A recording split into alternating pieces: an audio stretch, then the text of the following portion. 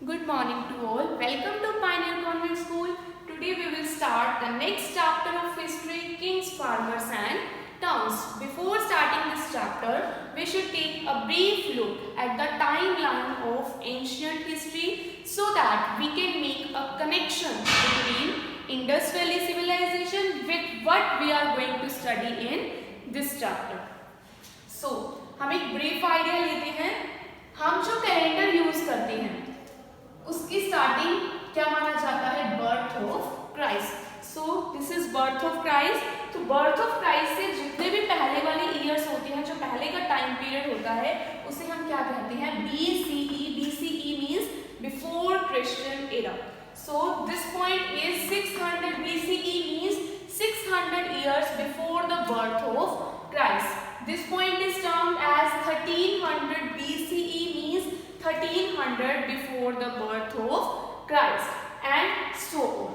And birth of Christ के जो बाद का टाइम पीरियड होता है उसे हम क्या कहते हैं?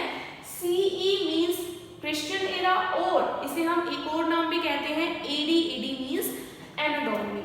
So this point is termed as 600 CE means 600 years after the birth of Christ. We have earlier discussed about the Indus Valley civilization.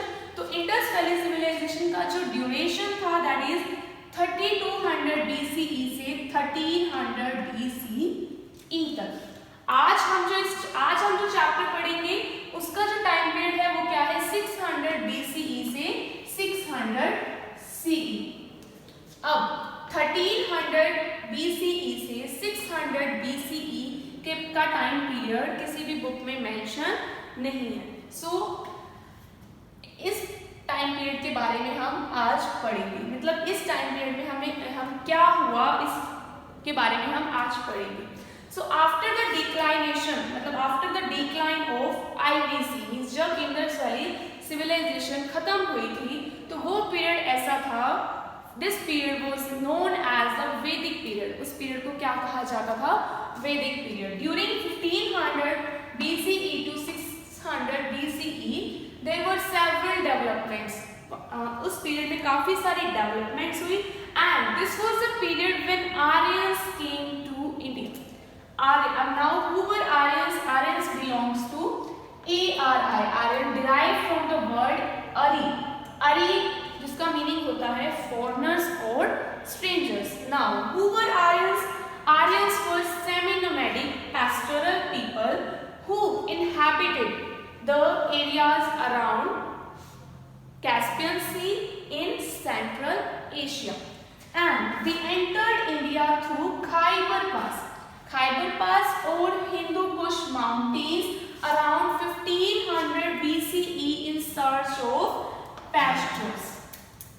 Pastures की सर्च में वो कहाँ इंडिया में एंटर हुए. और there is also a possibility कि वो India में कहाँ से आए? ईरान से भी आए. Now we will start the political, social and economical life of the people at that time. So firstly we are discussing about the political aspect. Political aspect में family used to be the basic unit of the society at that time. बहुत सारे families मिलकर क्या बनाती थी? Village बनाती थी. And बहुत सारे विलेजेस मिलकर क्या बनते थे? जन और ट्राइब्स बनते थे. एंड जिनका हेड कौन होता था? चीफटेन होता था. अब बहुत सारे ट्राइब्स को कंट्रोल करने के लिए एक सेंट्रल अथॉरिटी होती थी जिसे क्या कहा जाता था? राजा कहा जाता था.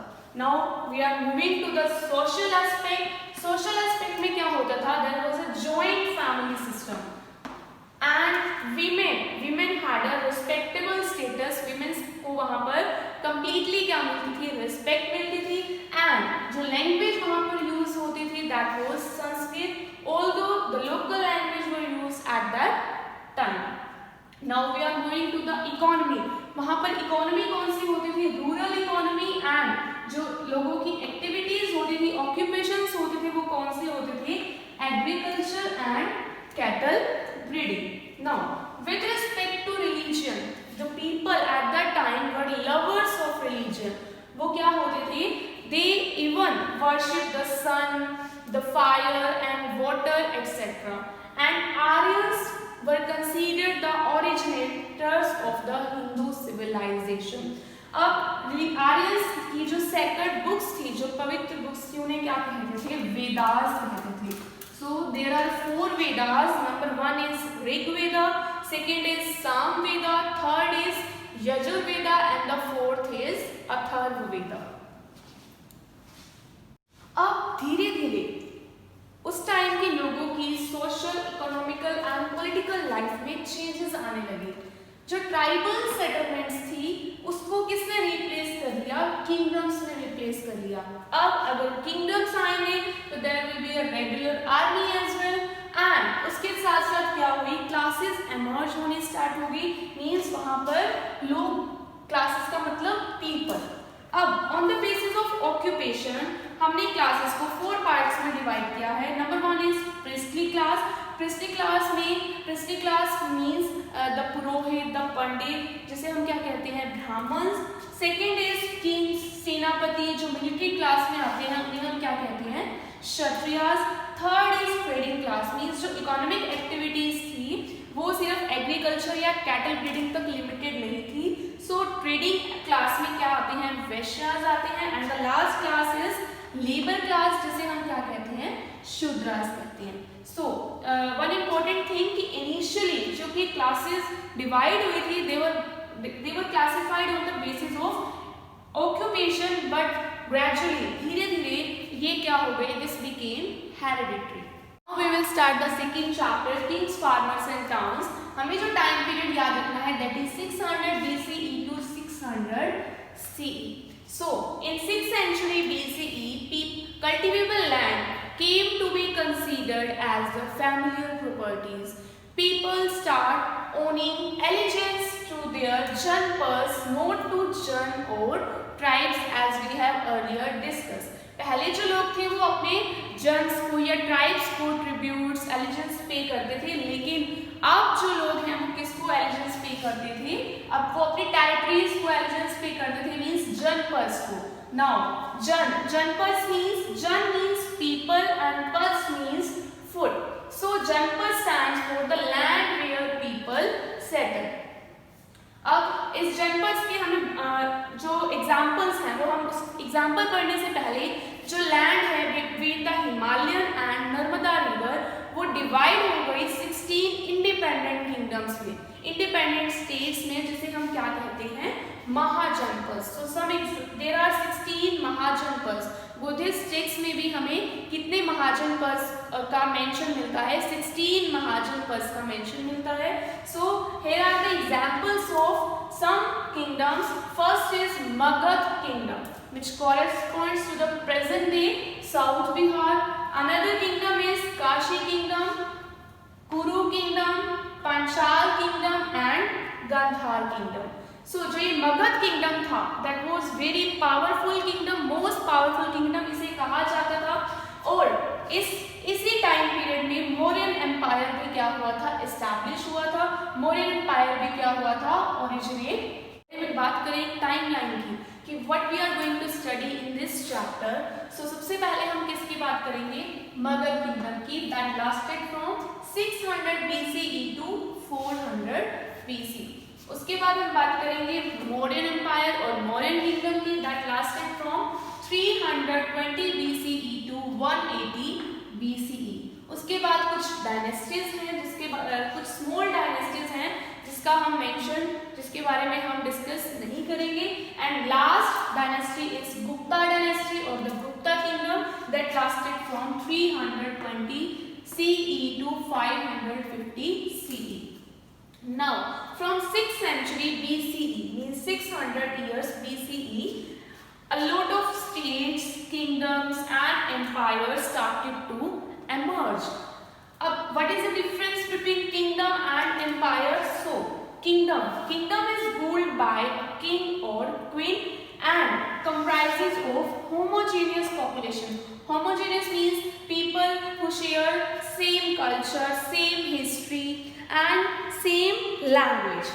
Now E for empire. Empire is ruled by is a multi-ethnic state. Empire is a multi-ethnic state and comprises of multiple kingdoms. Means बहुत सारे kingdoms मिलकर क्या बनाते हैं, एक empire बनाते हैं. And empire is also comprised of overseas or the foreign territories. So an example of empire is British Empire. तो अभी हमने महाजनपद की बात की है, तो महाजनपद को हम क्या कहते हैं, किंगडम कहते हैं. और these Magad kingdom, Mauryan empire, Gupta dynasty, these are known as empires. Now we will start the first topic of this chapter, Princeps and Piyadasi. अभी जो हमने बात की कि यहाँ पर कुछ सेवरल डेवलपमेंट्स हुई, किंगडम्स एमर्ज हुए और सेंट्रल अथॉरिटीज़ थी लाइक किंग्स. तो उन सब की इंफॉर्मेशन हमें कहाँ से मिलती है? There are some range of sources, inscriptions, texts, coins, visual materials etcetera. Now what these inscriptions are? Inscribe करने का मतलब होता है लिखना. So at that time paper was not available, so people used to write on the stones, on the bark of trees, on the leaves and as well as poetry. अब inscriptions means engraving on the hard stone is called inscriptions. Inscriptions क्या होती हैं? Written records होते हैं and some of these inscriptions even carry the dates as well. Inscriptions हमें क्या देती हैं? एक ग्रेट डील ऑफ इंफॉर्मेशन देती हैं about the political, social and economical life of the people at that time. और जो इंस्क्रिप्शंस थी, जो अर्लीस्ट इंस्क्रिप्शंस थी, they were written in the Prakrit script, जो उस टाइम के कॉमन पीपल के द्वारा यूज की जाती थी. अब study of interpretations of the inscriptions is termed as epigraphy. अब 1830s में जेम्स प्रिंसेप नाम का एक पर्सन था. He was an officer in the mint of East India Company. Mint क्या होती है? एक ऐसी जगह होती है जहाँ पर कॉइन्स बनाए जाते हैं. He was a person who deciphered और who decoded Brahmi and Kharosthi, जो हमारी दो एंशिएंट स्क्रिप्ट्स थी. और ये जो दो एंशिएंट स्क्रिप्ट्स थी, Brahmi and Kharosthi, they were used as inscriptions and on the coins as well. Now there is also a mention of one word, Piyadasi. Piyadasi किससे रिलेटेड है, किससे एसोसिएटेड है? अशोका से. एंड पियादासी का मतलब क्या होता है? someone who look upon others with kindness. So जो जेम्स प्रिंसेप ने जो ये लैंग्वेजेस, जो ये स्क्रिप्ट्स डिकोड की, they gave a major boost to Indians as well as the European scholars to reconstruct the lineage of the major dynasties, जो हमारे सब कॉन्टिनेंट पर क्या करती थी? रूल करती थी. एज ए रिजल्ट 1950 तक पहुँचते पहुँचते we could get a lot of information about the Indian history. Now we will start the next topic of this chapter, earliest stage 16 महाजनपद. सो महाजनपद के बारे में अभी हमने डिस्कस किया कि कैसे ये एमर्ज हुए. So now we will discuss about the features of these mahajanapada. So there was a growing use of iron, cities were developed, coins were being used. So this indicates that there was a shift of people from rural way of life to urban way of life. There is also an indication that there is a growth of two major religion, Buddhism and Jainism. अब महाजनपद से वो दो parts में divided हैं, oligarchy and monarchy. So monarchy में क्या होता है? there is a one person who used to be the king or the ruler. But in case of oligarchy में क्या होता है? group of people, some group of people क्या करते हैं? मिलकर क्या करते हैं? रूल करते हैं. लाइक गन्स और संघास. ये गण और संघास को कलेक्टिवली हम किसमें टर्म करते हैं? राजास में. So now Buddhism and Jainism. Buddha जो थे, he was the founder of Buddhism and Mahavir जो थे, he was the founder of Jainism. अब बुद्धा जो थे वो कौन से गण से बिलोंग करते थे? Shakya. And Jainism means Mahavir जो थे वो कौन से गण से बिलोंग करते थे? वज्र. नाउ जो ईच महाजन पद मीन्स जो हर एक महाजन पद होता था उसकी एक क्या होती थी, कैपिटल सिटी होती थी and each capital city was 45 का मतलब क्या होता है कि कोई उसको प्रोटेक्शन मिलती थी कोई भी अटैक होने से, और वहां पर पूरी आर्मी मेंटेन थी, ब्यूरोक्रेसी थी for the governance. And second is धर्म सूत्रास। सेकेंड फीचर क्या है महाजन पद की, धर्म सूत्रास मीन्स जो रूलर्स थे उनके लिए जो भी रूल्स होते थे वो एक टेक्स्ट में लिखे जाते थे, रिटन टेक्स्ट होते थे and that written text was called dharma sutras. Dharma means law and sutras means aphorism. Aphorism का मतलब कहावत। सो धर्म सूत्र क्या होता है कि ये एक रूल ऑफ कंडक्ट बताते हैं किंग के लिए, और धर्म सूत्र और एक धर्म शास्त्र। You have listen about the धर्म शास्त्र। तो धर्म शास्त्र क्या होता है, एक कंप्राइज होता है वर्स सेक्शन मीन्स एक पोइट्री की फॉर्म में होता है, लेकिन जो धर्म सूत्र होता है वो प्रोज की भी फॉर्म में होता है एंड वर्सेस दोनों की फॉर्म में होता है, और ये हमें सारे रूल्स के बारे में बताता है जो एक किंग को क्या करने होते हैं, फॉलो करने होते हैं। Now third feature is taxes plus tributes. अभी हमने अर्लियर डिस्कस किया कि जो उनकी कैपिटल सिटी होती है वो फोर्टिफाइड होती है, तो आर्मी वहाँ पर मेंटेन होती है, तो उस आर्मी के लिए उन्हें कुछ रिसोर्सेज चाहिए, तो वो रिसोर्सेज उन्हें कहाँ से मिलेंगे, वहाँ की कॉमन पीपल से जो उन्हें टैक्सेस देंगे और ट्रिब्यूट्स देंगे। Now the next feature is rates. At that time, rates was used as a legitimate source of acquiring wealth, means money इकट्ठा करने के लिए, धन इकट्ठा करने के लिए, और अपने महाजन पद को एक्सपैंड करने के लिए वो रेट्स को एक इम्पॉर्टेंट सोर्स मानते थे, और वो अपने नेबरिंग कंट्रीज पर क्या करते थे, रेट्स करते थे ताकि उनका जो महाजन पद है वो एक्सपैंड हो जाए। Next feature is military power. अब आर्मी है तो ये कॉमन सी बात है कि वहाँ पर उनकी जो एक इम्पॉर्टेंट फीचर है वो क्या है, military power. And the last feature is social differences. So in this chapter we will discuss about the grihapati, dasa. सो यहाँ से हमें पता चलता है कि वहाँ के लोगों की पॉलिटिकल, सोशल, इकोनॉमिकल लाइफ में भी कुछ सोशल डिफरेंसेस देखने को मिलते हैं। So as we have discussed the major features of Mahajan Purs, so now we will discuss about one of the particular kingdom, one of the particular Mahajan Pur, that is Magad kingdom. So from 6th century to 4th century BCE, Magad kingdom जो था वो सबसे powerful kingdom था सारे kingdoms में से। There are various reasons for this. So जो reasons है वो two categories में divided हैं. Number one is geographical reasons and the second is political और administrative reasons. So first geographical reason is कि मगध kingdom में in this region agriculture जो था वो specially क्या था, productive था। कि मगध किंगडम आज के टाइम में क्या है, बिहार है, तो बिहार की जो लैंड है वो क्या है, फर्टाइल है, which is best suited for the agriculture. अब एग्रीकल्चर वहाँ पर अच्छा है तो वहाँ पर फॉरेस्ट भी क्या होंगे, ज़्यादा होंगे, एंड वहाँ पर एक एलिफेंट एक इम्पोर्टेंट कंपोनेंट माना जाता है आर्मी के लिए, जो हमें इजीली कहाँ पर मिलता था, फॉरेस्ट में मिलता था।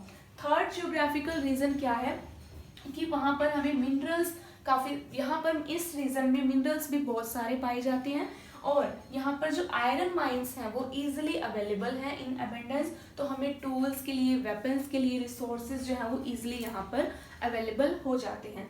And the fourth geographical region is कि जो ये किंगडम है वो किस रिवर के पास है, गंगा रिवर के पास है, और Ganga river you know that कि ये बहुत बड़ी रिवर है, मेजर रिवर है, so it provides a cheap and convenient communication. अब हम बात करेंगे पॉलिटिकल एंड एडमिनिस्ट्रेटिव रीजंस की। मगध किंगडम के जो रूलर्स थे उनकी जो पॉलिसीज थी, जो एडमिनिस्ट्रेटिव सिस्टम था, दैट वाज वेरी स्ट्रॉन्ग, और इसने उनको हेल्प की अपने किंगडम को एक्सपैंड करने में। अब ये दोनों रीजंस के थ्रू, जियोग्राफिकल एंड पॉलिटिकल और एडमिनिस्ट्रेटिव रीजंस के थ्रू जो मगध किंगडम था वो सबसे क्या बन गया, पावरफुल किंगडम बन गया। नाउ अगर हम बात करें मगध किंगडम की कैपिटल की, तो it's capital was Rajagriha which corresponds to present day Rajgir, और फिर 4th सेंचुरी BCE में that capital shifted to Pataliputra which corresponds to present day Patna. I hope you have understood the topic. Thanks and have a nice day.